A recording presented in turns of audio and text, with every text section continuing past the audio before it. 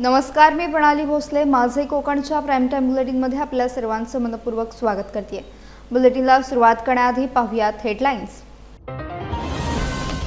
मुंबई गोवा महामार्गावरील खेडमधील भरणे नाका परिसरात वाहतुकीचा खोळंबा, पेट्रोल पंपांवर वाहनांच्या लांब रांगा.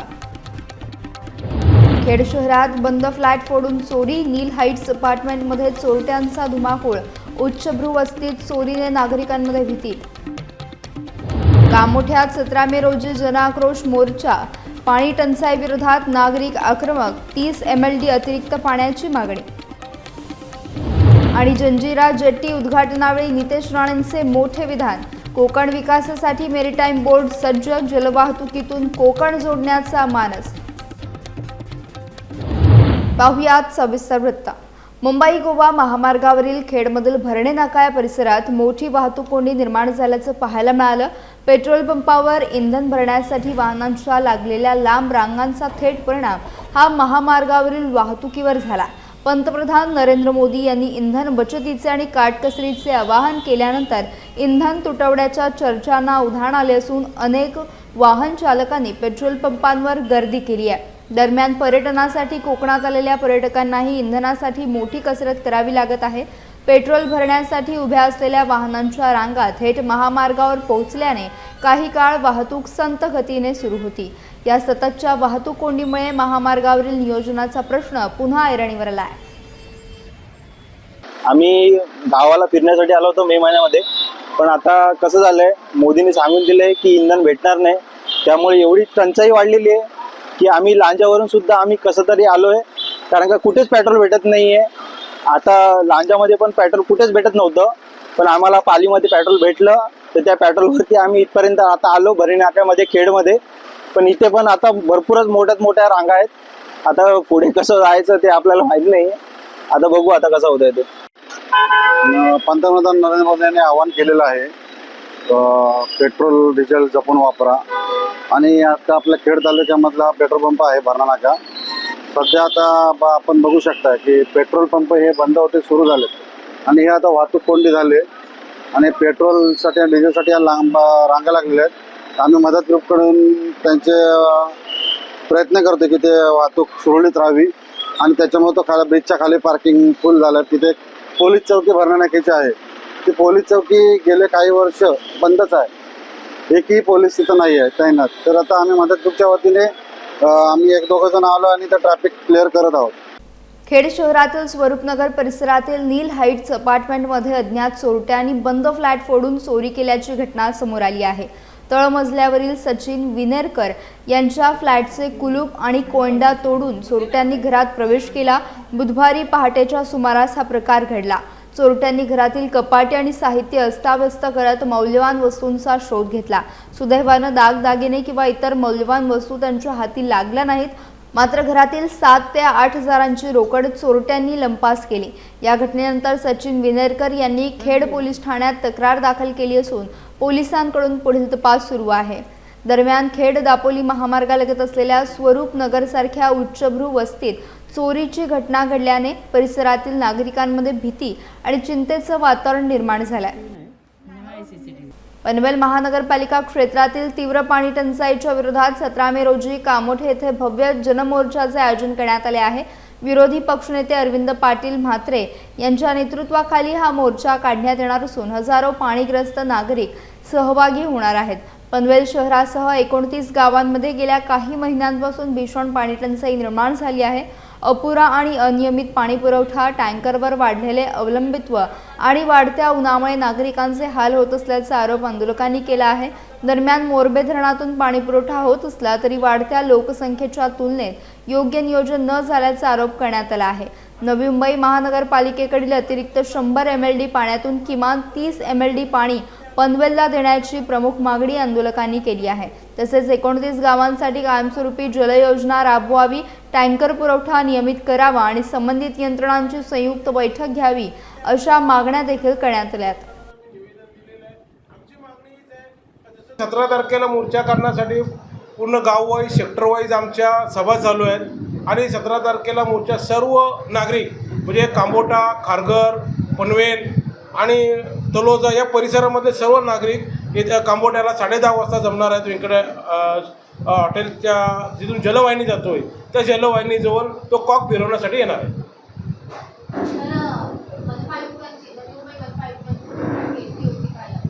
नवी मुंबई महानगरपालिकेच्या आयुक्तांना आम्ही 3 वेळा भेटायला गेलो होतो रितसरप्रमाणे, पण एकदाही आमची भेट झाली नाही आहे. त्याच्यामुळे आम्ही त्यांना निवेदन त्यांच्या कार्यालयामध्ये देऊन आलेलो आहोत आणि या संदर्भात मी स्वतः महापौरांशी वैयक्तिक भेटूनसुद्धा बोललो, दूरध्वनीवरनंसुद्धा कालसुद्धा बोललो त्यांच्याशी आणि विरोधी पक्ष नेत्यांना सुद्धा भेटलेलो आहोत या संदर्भातसुद्धा. आज मोरबे धरणामध्ये पाहिले तर 100 MLD पाणी, अतिरिक्त पाणी त्यांच्याकडे आहे आणि काल आयुक्त नवी मुंबई महानगरपालिकेचे जे बाईट दिले किंवा वृत्तपत्रामध्ये माहिती मिळाली त्याच्यानुसार त्यांनी सांगितलं 85 दिवस पुरेल एवढं पाणी आमच्याकडे साठा आहे.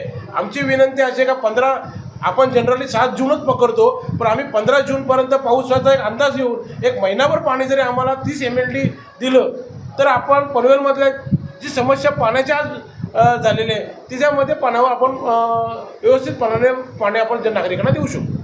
मुरुड जंजिरा किल्ल्यावर उभारण्यात येणाऱ्या सुरक्षित जेटी आणि लाटरोधक भिंत प्रकल्पाच्या उद्घाटनावेळी बंदरे विकास मंत्री नितेश राणे यांनी कोकण विकासाबाबत मोठे विधान केले आहे. कोकण किनारपट्टीच्या विकासासाठी महाराष्ट्र मेरीटाईम बोर्ड कुठेही कमी पडणार नाही असे त्यांनी स्पष्ट सांगितले. या प्रकल्पांमुळे कोकणातील पर्यटन आणि रोजगार निर्मितीला मोठी चालना मिळणार असल्याचे नितेश राणे यांनी नमूद केले आहे. तसेच मुंबई वॉटर मेट्रोच्या माध्यमातून मुंबई आणि MMRDA परिसर जोडण्याचे काम सुरू असून भविष्यात रायगड, रत्नागिरी आणि सिंधुदुर्ग जिल्ह्यांनाही जलवाहतुकीद्वारे जोडण्याचा मानस असल्याचं त्यांनी सांगितलं. यामुळे व्यापार, पर्यटन आणि स्थानिक अर्थव्यवस्थेला मोठी गती मिळेल असा विश्वास त्यांनी व्यक्त केला. दरम्यान पंतप्रधान नरेंद्र मोदी यांच्या आवाहनाचा उल्लेख करत डिझेल आणि पेट्रोलचा वापर कमी करण्यासाठी मच्छीमारांनी इलेक्ट्रॉनिक प्रणालीवर बोटींकडे वळवावे असे आवाहनही नितेश राणे यांनी केले. आज आपल्या मुरुड जंजिराच्या इकडचा जो प्रवासी जेटीचा जो 111 कोटीचा जो हा प्रकल्प आहे, जो आमच्या बंदर खातं आणि महाराष्ट्र मेरीटाईम बोर्डच्या माध्यमातून आज पूर्ण केलेला आहे, त्याच्या लोकार्पण उद्घाटन सन्मान्य सुनील तटकरेजींच्या हस्ते झालेला आहे असं मी सर्वात प्रथम इथे जाहीर करतो. मला आठवतं काही दिवसा अगोदरपासून काही आमचे पत्रकार मित्र, काही आमचे इलेक्ट्रॉनिक चॅनल बातमीच्या दृष्टिकोनातून जी जागरूकता आणली पाहिजे ते ह्या भागामध्ये येणारे जे पर्यटक आहेत, प्रवासी आहेत, त्यांना जी गैरसोय होत होती, काही अपघात होत होते, त्याच्यामुळे त्यांनी बातम्या राज्यभर प्रसिद्ध केल्या आणि म्हणून आजचा हा कार्यक्रम त्या दृष्टिकोनातून अतिशय महत्वाचा आहे. प्रामुख्याने 877 किलोमीटर असलेली आपली ही किनारपट्टी, ह्याला आम्ही विकसित कसं करू शकतो, रोजगाराची संधी कशी आम्ही उपलब्ध करू शकतो आणि त्याचबरोबर पर्यटनाला चालना कशी देऊ शकतो या दृष्टिकोनातून असंख्य प्रकल्पांना आम्ही नियोजन केलेलं आहे आणि त्या पद्धतीने एक पूर्णत्व घेऊन चाललेलं आहे. जे नवीन जेटी ओपन झालेली आहे ना, ते पर्यटकाला पण छान आहे आणि आम्ही बोटीवाल्यांना पण छान आहे. काय माहिती आहे, आता पावसाचे दिवस येतात म्हणजे मे महिना, तर तिकडे कसा वाडा असते, लाटाचा मार्ग जास्त येतात, ते पर्यटक येतात त्याला चरायला उतरायला वेळ जातात.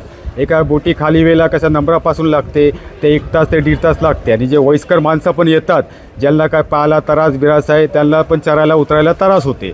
पण जे कधी लोक येतात ते आम्ही विचारतात की तुमच्यासोबत काय वयस्कर माणसं तर त्याला घेऊन जाऊ नको, तिकडे काय चरायला उतरायला तिकडे त्रास होते. आणि हे मे महिन्यात कसा बोट पाठी पुढे होतात, एक जागावर गाडीसारखी थांबत नाही. ते आता हे नवीन जेटी चालू झाली ते आम्हाला पण काय टेन्शन नाही आणि पर्यटकाला पण चरायला उतरायला काय टेन्शन नाही. आरामात तिकडे जाऊन सरळ बोट लागणार आणि व्यवस्थित माणसाला चरायला उतरायला सुविधा झालेली आहे.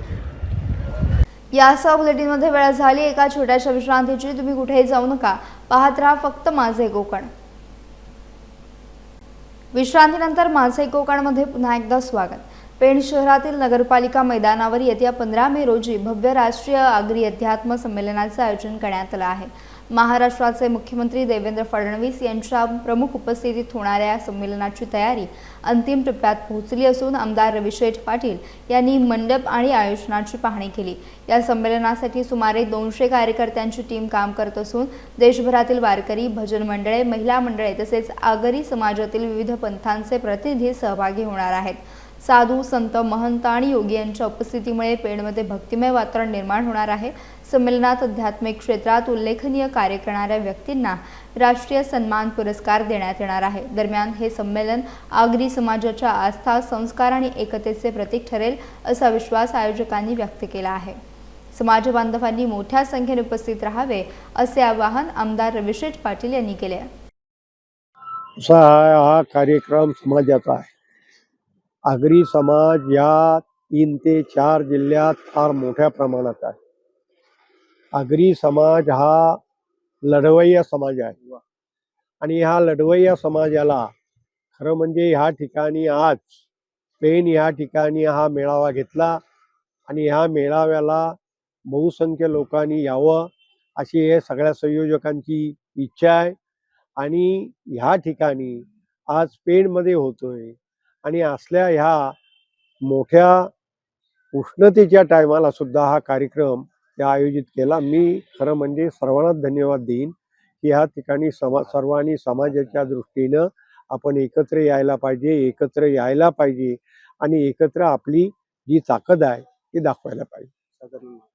अखिल भारतीय आगरी सामाजिक संस्थेतर्फे राष्ट्रीय देशभरातल्या साधू संतांचं राष्ट्रीय आध्यात्मिक संमेलन 15 मे 2026 रोजी आयोजित करण्यात आलेलं आहे।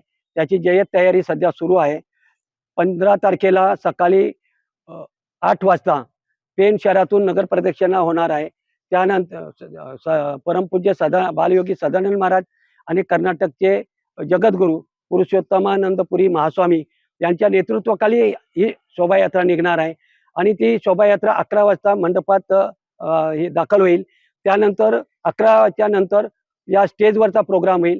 त्यावेळेस आपल्या समाजातले जे आमदार, खासदार, लोकप्रतिनिधी आहेत सर्व सहभागी होणार आहेत आणि त्यांच्या उपस्थितीत उद्घाटन झाल्यानंतर त्या कार्यक्रमामध्ये या अध्यात्म क्षेत्रातील जे प्रतिभावंत जे हे आहेत महनीय व्यक्ती आहेत त्यांचा सत्कार, त्यांना पुरस्कार देऊन त्यांचा राष्ट्रीय पातळीवर सन्मान केला जाणार आहे। त्यानंतर एक वारी देवाची ही या पुस्तकेचं प्रकाशन होईल। त्यानंतर जे भजन सम्राट आहेत, आगरी समाजातील जे भजन सम्राट आहेत, ख्यातनाम आहेत, त्यांचं चक्री भजन होईल। त्यानंतर पखवाद वादक पंडित प्रताप पाटील आणि पंडित सचिन धुमाल यांचे बासरी आणि पखवादाची जुगलबंदी होईल। यानंतर दादूस आणि जगदीश पाटील यांची लोकगीतं होतील। त्यानंतर संगीता पाटील आणि दासरी यांचे धवला गीतं होतील। यानंतर शेवटचा जो कार्यक्रम आहे त्याच्यामध्ये 3-4 हजार लोकांचं एकाच वेळी सामुदायिक हरिपाठ होणार आहे आणि त्यानंतर पसाई जणांनंतर या कार्यक्रमाची सांगता होणार आहे। पेण तालुक्यातील कारावी गावातील कुमारी खुशी मनोहर पाटील हिने 10वीच्या परीक्षेत 92.40% गुण मिळवत घवघवीत यश संपादन केले आहे। जनता हायस्कूलच्या गुणवंत विद्यार्थ्यांच्या बोर्डावर पहिल्यांदाच कारावी गावातील विद्यार्थिनीचे नाव झळकल्याने संपूर्ण गावात आनंदाचे वातावरण आहे। अत्यंत साध्या कुटुंबातील खुशीचे वडील मनोहर पाटील हे टाटा मॅजिक रिक्षा चालवून कुटुंबाचा उदरनिर्वाह करतात, तर आई गृहिणी म्हणून संसाराची जबाबदारी सांभाळतात। प्रतिकूल परिस्थितीतही आई वडिलांचा पाठिंबा, मेहनत आणि जिद्दीच्या जोरावर खुशीने हे यश मिळवले आहे। खुशीच्या यशाबद्दल ग्रामस्थ, शिक्षक आणि मित्रपरिवाराकडून अभिनंदनाचा वर्षाव होत आहे। तसेच तिच्या पुढील शैक्षणिक वाटचालीसाठी शुभेच्छाही दिल्या जात आहेत। दरम्यान खुशीच्या प्रेरणादायी यशामुळे इतर विद्यार्थ्यांनाही नवी दिशा मिळाल्याची भावना ग्रामस्थांनी व्यक्त केली। शिवसेना नेते रामदासभाई कदम यांचे निकटवर्ती सहकारी आणि खेड तालुक्याचे संपर्क प्रमुख अजित चव्हाण तसेच अरुणा चव्हाण यांच्या लग्नाच्या वाढदिवसानिमित्त विशेष कार्यक्रमाचे आयोजन करण्यात आले होते। या सोहळ्याला विविध क्षेत्रातील मान्यवर, ग्रामस्थ, शिवसेना पदाधिकारी तसेच मित्रपरिवार मोठ्या संख्येने उपस्थित होते। उपस्थितांनी अजितदादा आणि अरुणा चव्हाण यांना शुभेच्छा देत त्यांच्या पुढील आयुष्यासाठी सदिच्छा व्यक्त केल्या। यावेळी आनंदी आणि उत्साहपूर्ण वातावरणात वाढदिवस साजरा करण्यात आला. मित्रपरिवार आणि कार्यकर्त्यांकडून शुभेच्छांचा वर्षाव होत संपूर्ण परिसरात उत्साहाचे वातावरण पाहायला मिळाले. साकाळे गावाचे शिवसेना शाखा प्रमुख महेंद्र जाधव आणि सीमा जाधव यांच्या लग्नाचा वाढदिवस यानिमित्त विशेष कार्यक्रमाचे आयोजन करण्यात आले होते. या सोहळ्याला गावातील मान्यवर, ग्रामस्थ, शिवसेना पदाधिकारी तसेच मित्रपरिवार मोठ्या संख्येने उपस्थित होता. उपस्थितांनी महेंद्र आणि सीमा जाधव यांना शुभेच्छा देत त्यांच्या पुढील आयुष्यासाठी सदिच्छा व्यक्त केल्या. यावेळी आनंदी आणि उत्साहपूर्ण वातावरणात वाढदिवस साजरा करण्यात आला. साकाळे गावातीलच सामाजिक कार्यात नेहमी सक्रिय असणारे समाजसेवक सखाराम शिंदे आणि शिल्पा शिंदे यांच्या लग्नाचा वाढदिवस विशेष कार्यक्रम आयोजित करण्यात आला होता. गावातील विविध सामाजिक, धार्मिक आणि सार्वजनिक कार्यक्रमांमध्ये नेहमीच पुढाकार घेणाऱ्या या दाम्पत्यांवर शुभेच्छांचा वर्षाव करण्यात आला. यावेळी मान्यवर, ग्रामस्थ, मित्रपरिवार तसेच विविध क्षेत्रातील नागरिक मोठ्या संख्येने उपस्थित होते. उपस्थितांनी सखाराम आणि शिल्पा शिंदे यांना पुढील आयुष्यासाठी शुभेच्छा देत त्यांच्या सामाजिक कार्याचे कौतुक केले. साकाळे गावातील कृष्णा शिंदे आणि करिश्मा शिंदे यांच्या लग्नाच्या वाढदिवसानिमित्त विशेष कार्यक्रमाचे आयोजन करण्यात आले होते. या सोहळ्याला गावातील मान्यवर, ग्रामस्थ आणि मित्रपरिवार मोठ्या संख्येने उपस्थित होता. उपस्थितांनी कृष्णा आणि करिश्मा शिंदे यांना शुभेच्छा देत त्यांच्या पुढील आयुष्यासाठी सदिच्छा व्यक्त केल्या. यावेळी आनंदी आणि उत्साहपूर्ण वातावरणात वाढदिवस साजरा करण्यात आला.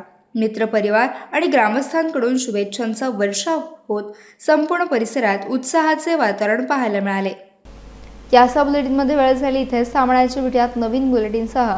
तोपर्यंत तुम्ही कुठेही जाऊ नका. पाहत राहा फक्त माझे कोकण.